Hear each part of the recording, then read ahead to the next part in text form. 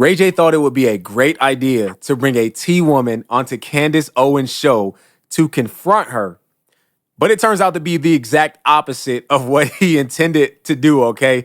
And I think Candace Owens has some really great points in this video that you guys may want to hear, okay? Let's go ahead and hop into this video, watch it, and react to it. Before we do me a quick favor. Hit that like button for the YouTube algorithm so that this video can reach more people like yourself. I truly appreciate you guys, and if you're not already subscribed to the channel, go ahead and tap that subscribe button, and let's hop into this video right now. All right, to get you guys up to speed real quick, Candace Owens is making this claim right now about how being part of the LGBTQ plus is a trend or a fad, or it's even a way for kids to rebel against their parents, much like cigarettes was, back in the previous generation. And she's making that claim to them right now. So let's go ahead and hop in. And so we know that advertising works. We know that you can influence behavior. And that's why I say bring back cigarettes, because now I feel that when the kids were trying to rebel against their parents when we were young, people were like smoking cigarettes, maybe smoking a joint. Now they're like, I'm non-binary, and kind of being sent down this pathway, which for those who really are just struggling with adolescence, there isn't really a way back. So if your child came to you at 17, Ray J, and said, I am born into the wrong body and I want to take puberty blockers, what would you say? Well, as a parent, my kids are 4 and 6. You don't really know how you're gonna react, but I know for me, I want to be the parent. My kids I want them to be able to tell me anything, like the darkest, the most complicated, like what they're really going through internally, externally. So I would be super open for super support, right?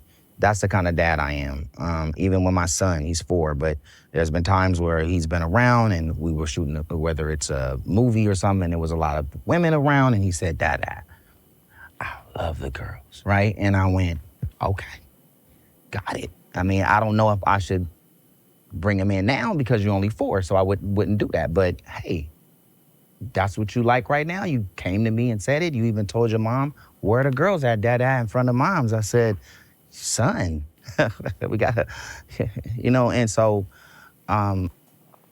First of all, that's wild. All right, that's just crazy. And then it brings up the question, what girls were around your son? Like, were they properly dressed? You know what I mean? Like, were they, what kind of girls were you bringing around? What 4-year-old child comes up and says that?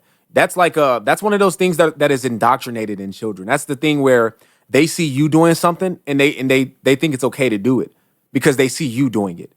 And that just speaks to, and he's talking about how he's just accepting in this kind of father that wants to support his children. Bro, it speaks volumes against you, bro, because a 4-year-old child should never come up to you. And trust me, I got 2 boys. They never once came up to me and said, Dad, I love women. No, it's never, they're not over-sexualized like that. That's just weird. That's where, you straddle the line with everything with marketing and promo. But for me, I mean, I'm in full support of whatever my kids want to do. And, heroin. Well, I mean, not that. Pornography. Not That's not comparable. But I'm saying, He said, like, I'm in full support of what my kids want to do, and it is. Thank you, Candace. Thank you for pointing that out, because he says, I'm in full support of whatever my child wants to do. Okay. If you are, let your child do drugs like that. Why not? It's what they want to do. Oh, well, not that. Yeah, of course, because that's going to lead them down a horrible path. And that's exactly what we're saying, is that trying to, at a young age, changing their stuff and trying to confirm or affirm them that there's something that they're not, that's leading them down a horrible path instead of telling them the truth. But no, meaning like if they were doing that, please come tell me. Yeah, right. So I can help you. Like, don't push me out to where you don't feel comfortable with telling your dad that you got a problem, right? So yes, I will be in full support of listening to them and helping them. So as honest as they can be, I want to be the dad to make them feel like anytime I'm going down, anytime I'm going up, whatever, I'm going to always hit my dad and tell him what's going on. I'd like to, I would love to say, I would love for you to comment on that, because you said it's not comparable to your kid participating in pornography, and it's not comparable to your kid doing heroin. Right. Why would you say that? I just wanted to piggyback as well off the cigarette. Like, I'm giggling in my head because it's true. Like, I have to agree with you. It's like, even like in my hometown, it's just, whoa, all of a sudden everyone's a smoker. Where did that come from? So I did it kind of giggle at that point, but I want to just make it very clear. And I'm going to open up a can of worms here, because let's be honest, and I said at the start of the interview, I'm trans and I'm speaking for myself. So I'm an individual. So you might be with me and be like, okay, like she's got some points, like whatever, and someone else could come across as literally crazy to you. So once again, I can only speak from my perspective. Dude, but Ray J. I'm sorry, y'all. This dude Ray J's a clown, man. I can't take him serious. Look at his face. Look at this dude's face, man. This is the same dude that released a video of him and his girl all over the internet. You know what I mean? Same dude that was on Love and Hip Hop, Wildin' Out. Like, this dude is, and now he's trying to be this mediator of peace. Like, this dude is crazy, man. Up a can of worms, serving for the country, whatever it may be. So a lot of people, it's been documented that were suffering in silence, and they weren't able to do what we can now because we live in a world where it's more accepted. But to piggyback over that point, I also want to make a statement that as a trans person myself, I was looking for a philanthropist. That's what I was looking for. I'm shocked sometimes because I see all these people now that are under the trans umbrella, and I say the trans umbrella because that shocks me sometimes, where they're like, I'm trans, and I will see them in public, like hiking, presenting as a boy with a beard.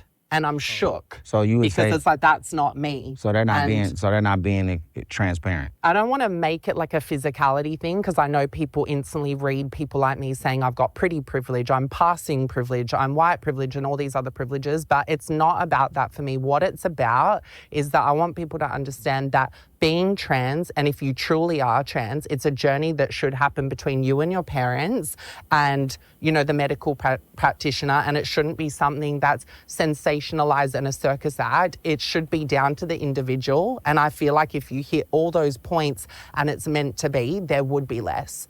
I really don't understand what the T woman is saying in that sense, because anybody, I mean, I get it, like, you know, this person did the whole makeover. They, you know, got the surgeries done and all that.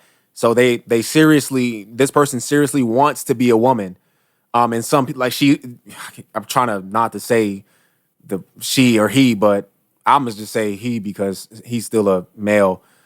He's saying that there are some people that are just going into the community as a fad, or they are not exactly as committed to becoming a full trans, which, I mean, at the end of the day, if you are born a biological male and you are perfectly normal, no mutations, then you are 100% male. Even if you want to be a woman, you're still 100% male.